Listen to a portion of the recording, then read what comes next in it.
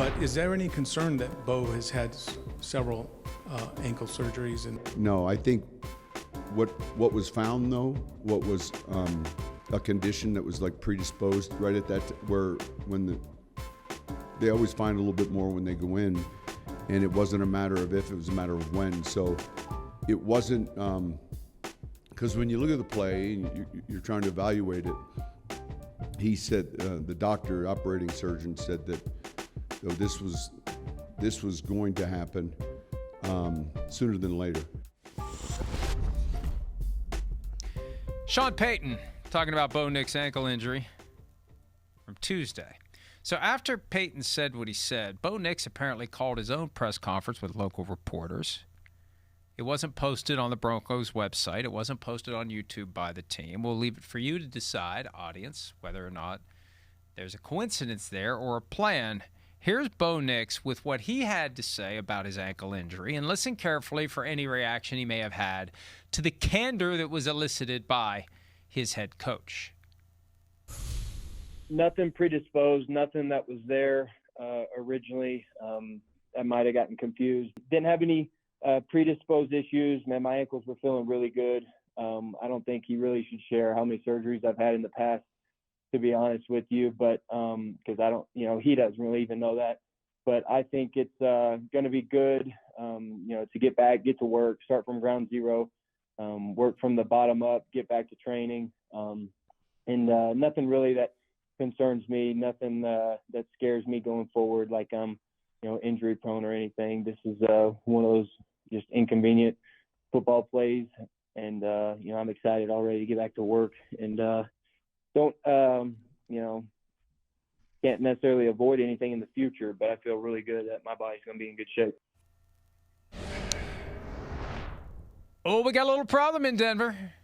And Bo, he knows exactly how many surgeries you've had. He had full and complete access to your medical records before he made you the 12th overall pick in the 2024 draft. He knows. He knows. Whether or not he should be saying it is a different issue. And clearly, Bo doesn't like that he's saying it. That's juicy. That's, hey, they should be very glad. The Broncos should be very glad that the Bill Belichick thing has dominated the news coverage the past couple of days, because that would have been a much bigger deal, I think, in a normal dead week before the Super Bowl run-up. Because that's kind of jarring. And it's just the latest time that Sean Payton has said something that, ideally, for the team's best interest, he wouldn't say. But he does say things like that. Remember the comments to Jarrett Bell about the Jets? And he recently made a comment about Davis Webb possibly leaving the Broncos to become the Raiders head coach. What would it be like for him to stay in the division as head coach of the Raiders? Payton said it'd be a pain in the ass for him, or words to that effect. So I love it for what we do. I love it. I love it when people are real, but they got a real problem now in Denver. Look, Mike, it's like what you said earlier about Mike McDaniel. You got an interview with Sean Payton. You just throw a question up there, and you sit back, and the party starts. I mean, he'll say a lot of things. He doesn't hedge. He doesn't back down from a lot of topics. I love that. Great interview. Now, I'll say with Bo excuse me. I was almost there. I still got my trusty tea here, Mike. Still here, my nice NBC Sports Yeti.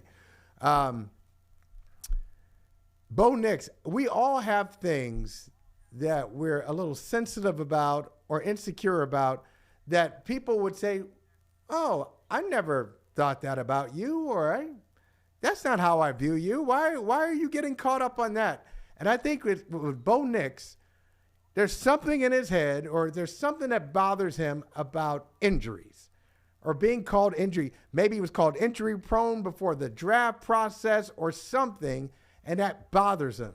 So Sean Payton hit a sensitive issue that the rest of us look at and say, oh, I didn't really think it was that big. I didn't think it was a big deal. There's something else here. Maybe they've gone back and forth behind the scenes, and this is the final straw for Bo Nix, or maybe it's something about, hey, I am healthy, I'm reliable, I'm tired of people saying these things about me. I don't want my teammates to think that I'm not there, that I'm not going to be around when they need me the most. Whatever it is, if you match up the Sean Payton comments and Bo Nix's response, they don't match up.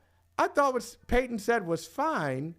Nix found it kind of offensive. It was bothersome to him. I don't get it.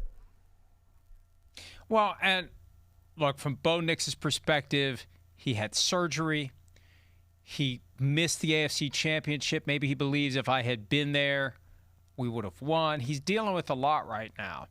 And I agree with you. The idea that there's some insecurity there, and I think it's normal. I think it's natural, especially because you have some coaches who will ride you until you're able to play again.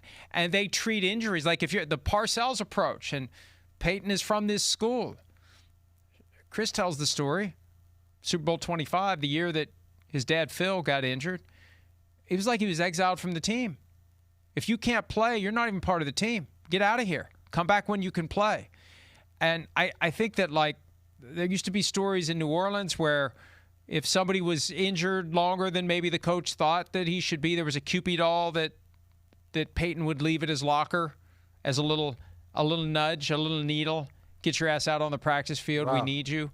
So there may be some deeper issues there based upon, behind the scenes conversations about attitudes toward injury and attitudes toward being injury prone and attitudes toward being not available to play. And if you're not available to play, it's a problem.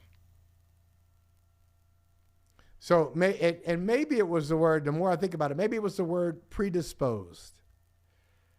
So predisposed for Sean Payton when he's saying it, hey, this was an issue, and he's been playing through it. I think he was trying to compliment him too.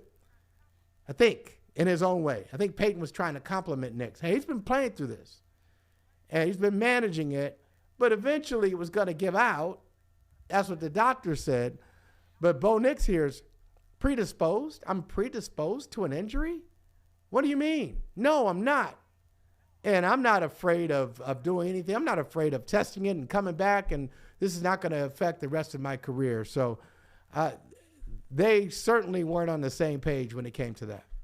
Hi, it's Mike Florio. Thanks for watching PFT on YouTube. Hit subscribe for the latest news and analysis from Pro Football Talk.